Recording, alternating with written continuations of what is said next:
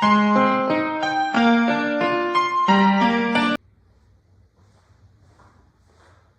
guys, welcome again. My name is Arun. So we are continuing doing previous year's question of 2023 and IIT JEM stats. So our next question is question number is 31. इससे पहले हम 30 किया था, है ना?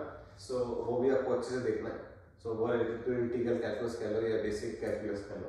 So question number 31 is again matrices. तो हमने 1, 2, 7, 16, 26, 27, 30 इस पे हमने दो क्वेश्चन तो लीनियर अलजेब्रा के ऑलरेडी देख चुके हैं, है ना? सो लीनियर अलजेब्रा कितना इंपॉर्टेंट है आप ये समझ पा रहे हो, तो इसलिए मैं बार बार बोल रहा हूँ कि आप प्रीवियस ईयर का एनालाइज करो, तो वो सबसे इंपॉर्टेंट है. अगर आप उनको एनालाइज कर पा रहे हो, समझ पा रहे हो, कंसेप्ट आंसर नहीं चाहिए, कंसेप्ट अगर आप समझ पा रहे हो तो बेस्ट है ना? तो हम कोशिश करते हैं हमारे इंस्टीट्यूट में कि आप ऑफलाइन आइए, है ना, ताकि 1 to 1 डिस्कस कीजिए, ताकि आपको क्या डाउट है, आपने वीडियो तो देख लिया, पर हो सकता है आपका एक अलग डाउट हो, सर ये ऑप्शन मैंने ऐसा किया तो मैं कैसे इसको जस्टिफाई करूं, ये गलत है या सही है, मेरी अप्रोच में कहाँ प्रॉब्लम है. सो वो सब चीज़ें जो है वो आप मिलके आई थिंक ज़्यादा अच्छे से डिस्कस कर सकते हो. सो बी वेलकम. सो हमेशा पूछते रहिए question.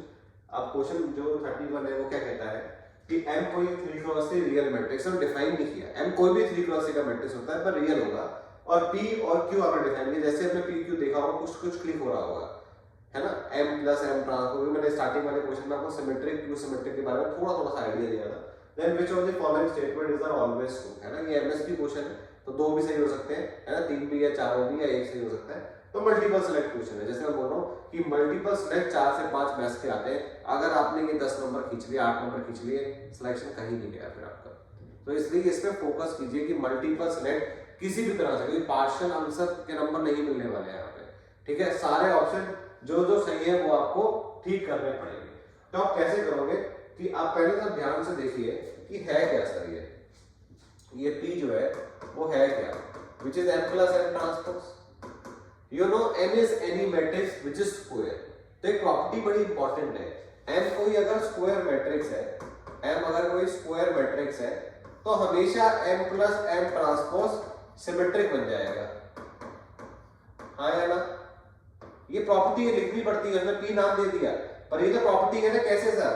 M plus M transpose का ट्रांसपोज अगर आप करोगे तो क्या आएगा? M transpose plus M transpose का ट्रांसपोज.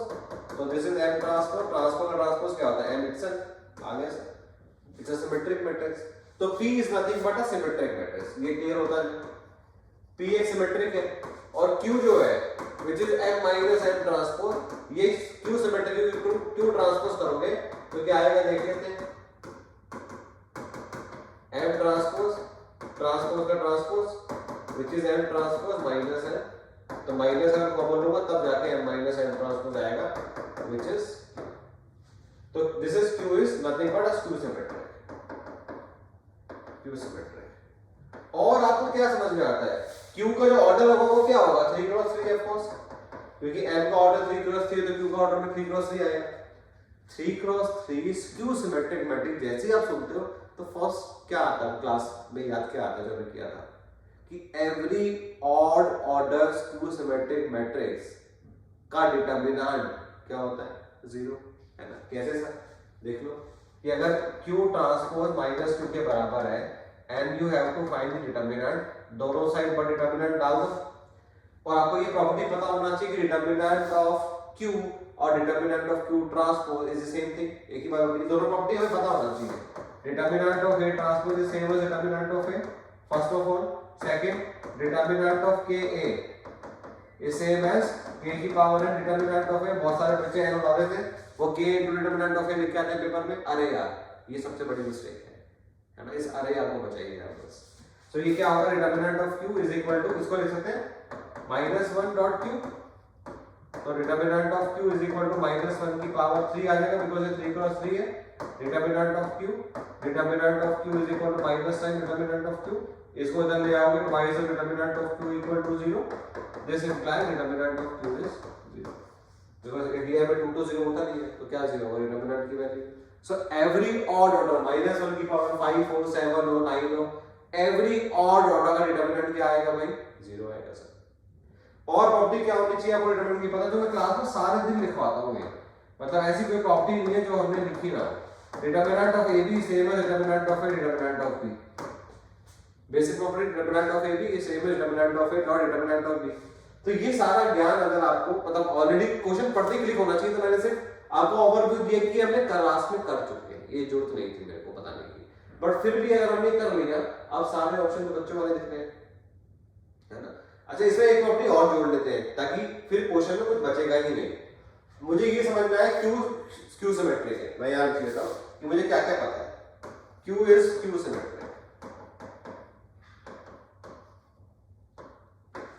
क्यू 3x3 का है and hence determinant of q should be 0.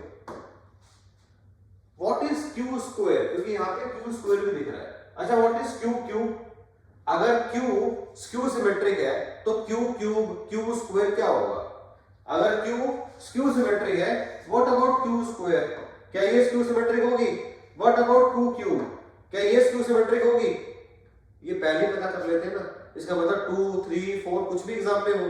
तो अगर आपको प्रॉपर्टी आपने घर में पढ़ी है, इंस्टीट्यूट में आपने क्लास ये ली है मेरे से, तो क्या आपको समझ में आता है कि अगर Q सिमेट्रिक है तो Q की पावर n क्या होगी? सर चेक कर लेते हैं।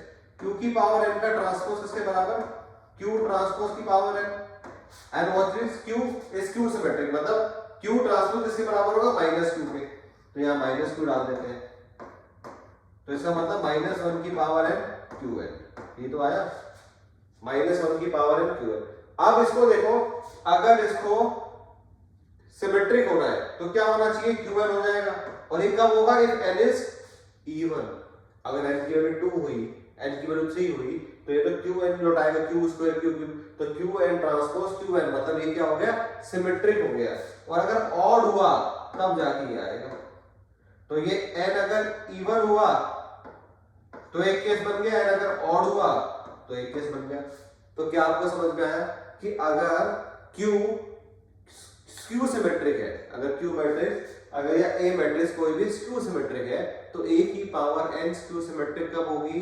जब n ऑड होगा, दैट्स इट। अगर n इवन हुआ तो क्या बन जा रही है? सिमेट्रिक। क्या बन जा रही है? सिमेट्रिक। तो मतलब Q अगर 3x3 की स्क्यू सिमेट्रिक है तो Q स्क्वायर क्या होगा? It should be symmetric, और Q क्यूब क्या होगा? इस Q सिमेट्रिक। और ऑर्डर है तो Q सिमेट्रिक बना रहेगा, पर जैसे ही इवन ऑर्डर हुआ तो वो सिमेट्रिक हो जाएगा। इतनी बातें मुझे सिर्फ इन दोनों से समझ में आती है, इन दोनों बातों से मुझे ये दोनों चीजें क्लियर हो गई। जैसे मैंने ये देखा, मैंने ब्रेक डाउन कर लिया। ये ब्रेक डाउन 1 मिनट में आपके दिमाग में ऑलरेडी हो जाना चाहिए था पेपर में कि सर ऐसे ऐसे काम चलेगा, दैट्स इट, मुझे और कुछ करना नहीं है। तो अगर आप यहाँ पे आप देखो इस ऑप्शन को, determinant of p square q cube 0 होगा, तो देख लेते हैं sir, determinant of p square q क्यूब is equal to determinant of p square into determinant of q cube. अभी देखा मैंने, ऐसा लिख सकते हैं। और q क्यूब क्या है? स्क्यू सिमेट्रिक है। q क्यूब क्या है? स्क्यू सिमेट्रिक है। और कितने ऑर्डर की है? 3x3 की है, तो डिटर्मिनेंट क्या होगा? 0 होगा। p का कुछ भी होता है, मुझे क्या फर्क पड़ता है ना, 0 इंटू समथिंग 0 ही है, खत्म कहानी, पहला बिल्कुल सही है। इसमें देखेंगे trace of q plus q square 0 होगा, जरूरी है क्या? Trace of a plus b is always equal to trace of a plus trace of b, we know that. तो trace of q plus q square is equal to trace of q plus trace of q square. अब trace of q 0 होगा, क्यों? Trace of q हमेशा 0 होगा, Y सो? क्योंकि q is q symmetric, और अगर q symmetric है तो उसका डायगोनल एलिमेंट क्या होते हैं? 0। अगर कोई q सिमेट्रिक मैट्रिक्स है तो डायगोनल एलिमेंट शुड बी 0, ये 0 ही होने पड़ेंगे, करेक्ट है। ये भी हम प्रूव कर सकते हैं कि diagonal element is always 0 for q symmetric. तो ट्रेस क्या होता है? सम ऑफ डायगोनल एलिमेंट 0 आ गया। बट आगे क्या है? q स्क्वायर क्या है? सिमेट्रिक है सर, सिमेट्रिक। तो क्या इसके डायगोनल एलिमेंट 0 होने जरूरी है? नहीं। क्यों जरूरी है? बिल्कुल जरूरी नहीं, आइडेंटिटी मैट्रिक्स ले लो, है ना। तो this is not always 0, this is not always 0, ये हमेशा 0 होना जरूरी बिल्कुल भी नहीं, हमेशा जरूरी नहीं हो भी सकता है ना। आप 0 मैट्रिक्स ले लो, 0 मैट्रिक्स सिमेट्रिक होती है सर। तो अब जब आपको ये बताना है कि ये जरूरी नहीं है ना, तब आपको एक बस एक काउंटर एग्जांपल चाहिए, आप बता सकते हो। अगर प्रूफ करना होता तो फिर उनको इन जनरल प्रूफ करना पड़ता है ना। तो आपको बस बेसिक चीज पता होनी चाहिए थी, आपने 1 सेकंड में बता दिया कि Q जो है अगर वो Q सिमेट्रिक है तो उसके डायगोनल एलिमेंट्स सारे 0 होते हैं। Aij जो होता है अगर आप सॉल्व करोगे तो Aij which is minus Ij बन जाएगा, प्लस करोगे तो Ai की वैल्यू क्या आ जाएगी 0 आ जाएगी, विच इज ऑब्वियस कि वो 0 है।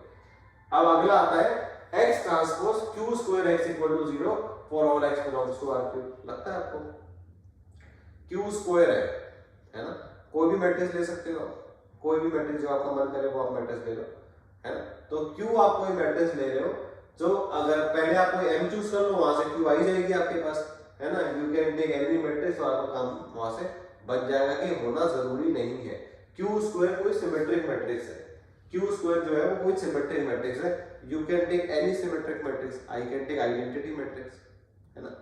q स्क्वायर को मैं आइडेंटिटी मैट्रिक्स मान लेता हूं, तो अगर मैं x y z identity with x y z करूंगा तो क्या 0 आ जाएगा? बिल्कुल भी नहीं आएगा सर, है ना, कतई भी 0 नहीं आएगा। तो this is not always true. तो आप चाहो तो ले सकते हो, आप मतलब आपका मन करे कि सर मैं तो लेके ही देखूंगा तो मुझे कोई तकलीफ नहीं है, बट ये तो आपको समझ ही आ जाता है इतना लिखने के बाद कि इतना तो बनेगा नहीं सर, है ना। वी कैन टेक, हम बड़ा सा क्वेश्चन भी बना सकते हैं इसको और छोटा भी बना सकते हैं। आप कोई भी मैट्रिक्स ले लो, जैसे q स्क्वायर मैंने मैट्रिक्स ले लेता -1 0 0 0 -1 0 0 0 0। ये मैंने क्यों ले लिया? क्योंकि मुझे पता है q स्क्वायर एक सिमेट्रिक मैट्रिक्स है और ये मेरी एक सिमेट्रिक मैट्रिक्स जैसे दिखती है, कोई प्रॉब्लम नहीं है। तो मैंने x ट्रांसपोज लिया which is x y z, ये एक matrix, and this is x y z। क्या ये 0 आएगा? बिल्कुल भी नहीं आएगा। -x -y, है ना, दिस इज माइनस x आ गया -y and this is 0 and यहाँ पे x y z है, तो ये -x square -y square is never going to be 0 for all x, है ना। तो this is not always true, ये तो वैसे भी खत्म था। आपको पता है जैसे हमने q को समझा कि q स्क्वायर क्या है, क्वेश्चन वहीं खत्म हो जाता है। x ट्रांसपोज px इज बराबर twice of x transpose mx के, ऑफ कोर्स, है ना, क्योंकि बराबर आप you can check, you can take any example also और यू कैन डायरेक्टली प्रूव। आप m को i ले लो, बेसिक एग्जांपल, जैसे मैं आपको बार-बार क्लास में बोलता हूं, जब भी आपको कोई चीज लेनी होती है हमेशा start with basic which is zero matrix और identity matrix. If you take m is i then what is p? i plus i 2i, है ना। तो नथिंग बट p is 2, तो व्हिच इज सेम हो जाएगा, वो आपके पास 2i मैट्रिक्स बन जाएगा, बेसिकली वो मैट्रिक्स बन जाएगा 2m टाइप की मैट्रिक्स। तो अगर आप p देखोगे तो this is m plus m transpose है, नहीं, m plus m ट्रांसपोज, तो this is i plus i which is 2i। तो यहाँ पे अगर आप पुट करोगे x transpose 2ix which is same as 2x transpose ix, तो सेम तो आ गया, ये 2 तो बाहर आ जाएगा, कांस्टेंट है, यू कैन डायरेक्टली पुट और यू कैन प्रूव p की जगह पे आप m plus m ट्रांसपोज डाल दो, और m जो है वो स्केलर मैट्रिक्स है, तो m ट्रांसपोज का ट्रांसपोज क्या आएगा? n ही आएगा, तो दिस इज आल्सो ट्रू। तो ये एकदम बेसिक है, देखते समझ में आता है।